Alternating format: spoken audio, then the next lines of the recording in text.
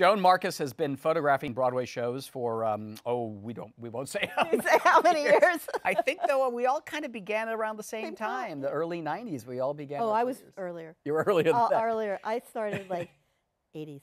Yeah. Now, some of you of a certain age remember the great Martha Swope, and Joan has carried on that great tradition of capturing the excitement of a Broadway show in still photography for newspapers and reviews and magazines. She's one of the best photographers out there, a great friend of ours. We're delighted to have her with us on Theater Talk, and congratulations on your honorary Tony Award. Thank you so much. Whose portrait did you do to swing the Tony Award? It's like Charlotte St. Martin's at the League and William Ivy Long.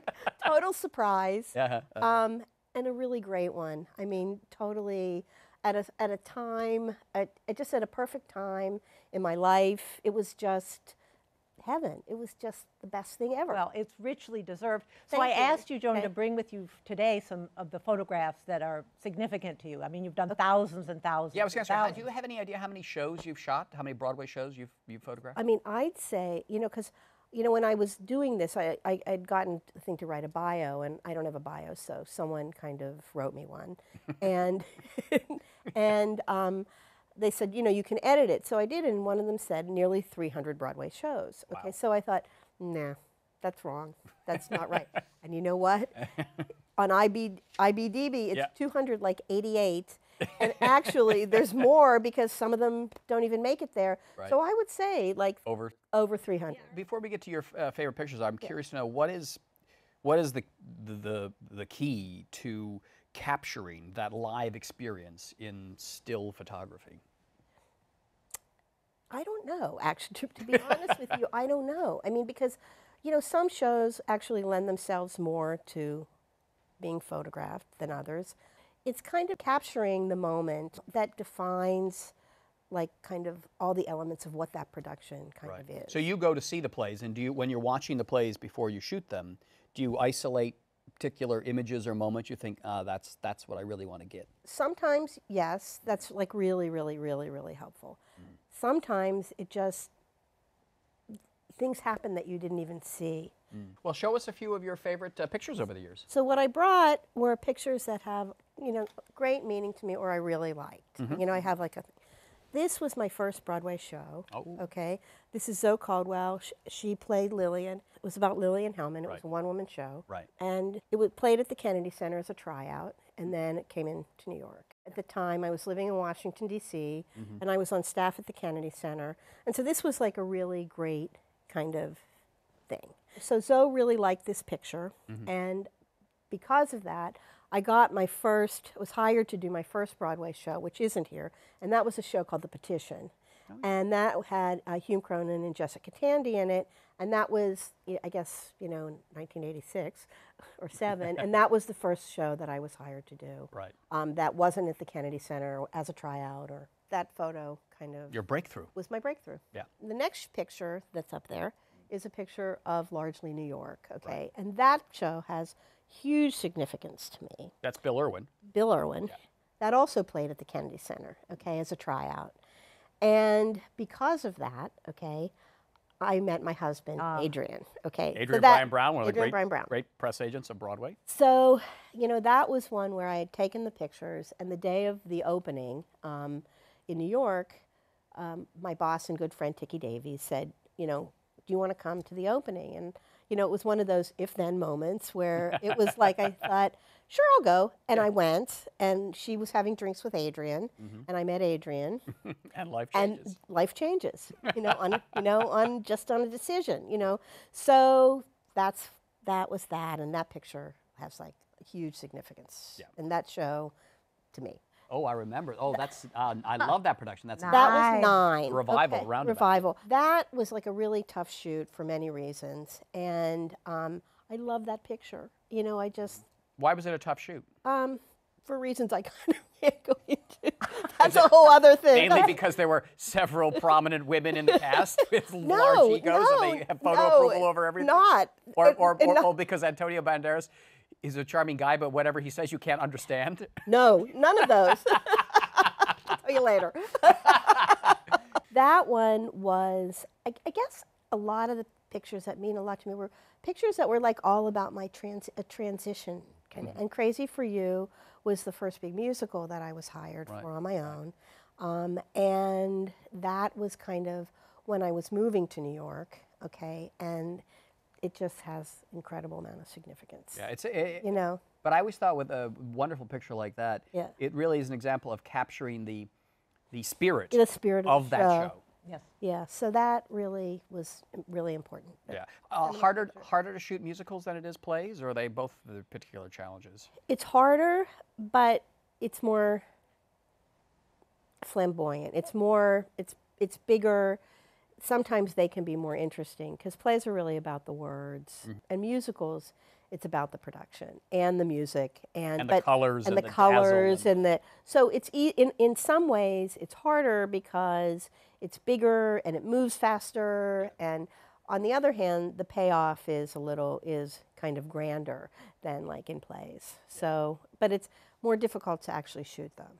Another one for us? Tommy. Oh, Okay. right, of course. Yeah, Okay, and that also, one of the best experiences I ever had working. It was so much fun to work on that show. You know, I had moved to New York. It was a big show. It was The Who. It was Pete Townsend. It was just, you know, it just kind of was a culmination of like, and it was the a lot of things. And it was the beginning. of a lot of careers. I mean, It was the beginning of Mike. It Yep. was the beginning of Adrian's career. Yep.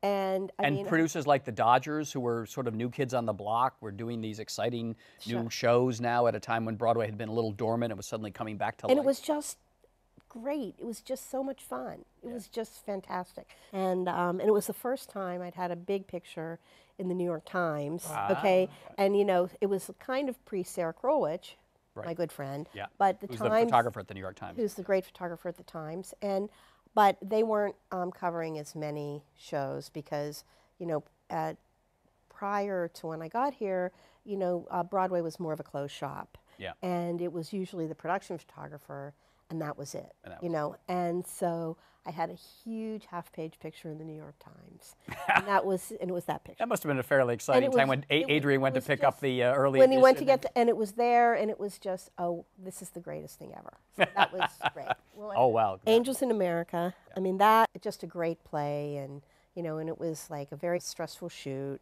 and at the very end, and you know, the picture was going to be the angel, you know, and we were running out of time, and this was the last picture we did of the day, and you know, and it was like we rushed and rushed and rushed and rushed and rushed, and we got this. That's an iconic. That's an iconic Pictures. picture. And though, that because that was really the first is- picture of mine that I ever took that really became, you know, iconic, and it like told the story.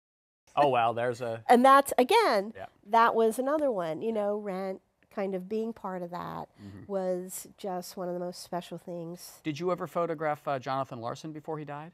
No, and I was supposed to, but because like the day that, you know, that was the final dress rehearsal, and you know, we came and we were supposed to do a picture afterwards of him, and he wasn't feeling well, and so, you know, he went home, and we figured, oh, you know, I'll be back and we'll do it another time. And then, you know, it's history, you know. He died. He died that night. And it was, you know, even before, you know, it was just, that night of that final dress rehearsal, I don't know if either of you were there. Were you there by any chance? No, I wasn't. No. It was just so special. I mean, it was just, you knew that even before he passed away, you knew it was just going to be a special production. Were you there then the next day after he had died? Were you around the company then? No. So then the next day I rushed to Washington, D.C. because I was, you know, kind of still working a little bit at the Kennedy Center. And, you know, I was down there to do something, and I got a call from Richard Kornberg, you know. Press agent. And then, you know, and he said, you know, what had happened and stuff like that. So we had to facilitate, you know, just kind of speed everything up because there was huge press interest in the show at that point. Yeah, yeah.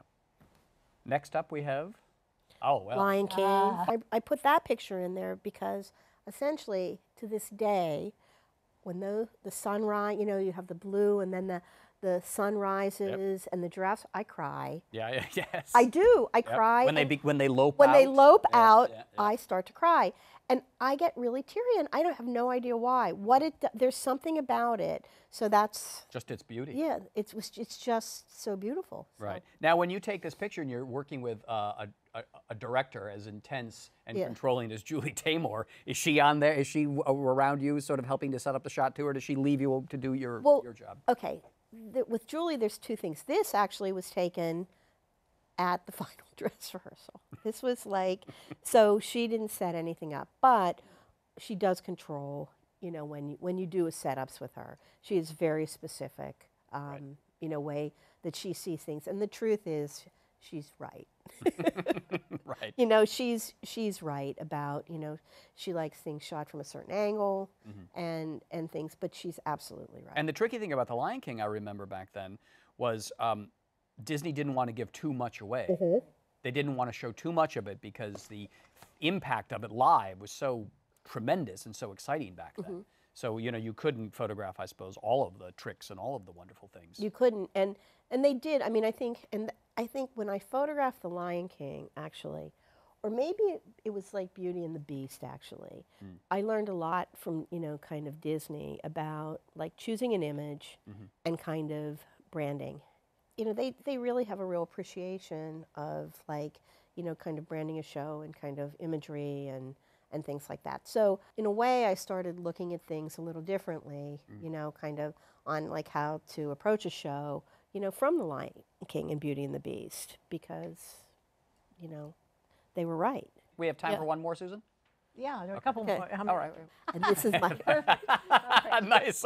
Book of Mormon is one of my favorite shows ever. Musical comedies are the most fun to shoot for you, just because of the energy, the vibrancy? No, musical comedies aren't, because I think sometimes musical comedy, like with something like actually Book of Mormon, you don't, like the pictures don't do the show justice. You know, what picture do you have that like tells a story of like, you know, Mormons and, you know, so I think that is a great and visual this one joke. I think does, Yeah, because yeah. you know, it's like, okay, what are these Mormons doing with Rafiki? You know, and so, you know, this tells it. Before you go, Joe, did you bring any pictures of your dog? I did. All right. Oh! The real star of the There's show. the real star, that's Buttercup. But you know, there was a period when I thought, I'm going to do dog portraits. But it just kind of hasn't taken off. You know, so, but that was one of them, and that's my pup. And if I'm not mistaken, don't you and your husband Adrian, when you fly, don't you take did. pictures of all of the meals on the airlines? We did. We've done it maybe 30 years. We've been doing the pictures of the food. And before the internet, before, you know, it became, and we actually were experts on You airline were the food. Zagats of airline food. We would get interviews, seriously. It all started because someone from the Wall Street Journal was writing a thing. It was like when they were cutting down on airline food. Right. And so she called me and she said, you know, we had a mutual friend, and she said, you know, they said you fly a lot, and they said, what's going on with food? And I said, well, you know, I have these pictures from like 1980, you know, and to now, and you can kind of see You like can chart the history of the dwindling airline meal. And she said, you what? I said, yeah. So then she said, I've got to meet you. I've got to come over. So she came over, and I showed her them, and she did a piece on me and Adrian, okay? And then after that morning that it ran, we were getting calls like, hi, this is Drive Radio, you're on the air. And so then Jeannie Most did a piece on us. And then we were on CBS Sunday Morning with Russ Mitchell. Your pictures of airline food.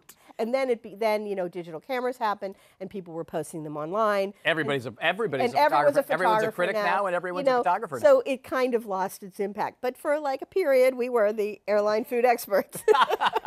So that was fun. All right. Well, congratulations on your honorary Tony Thank Award you. and your frequent flyer miles. JOAN Marcus, the great Thank Broadway you. theater photographer. Thanks for being our guest on Theater Talk. Thank you.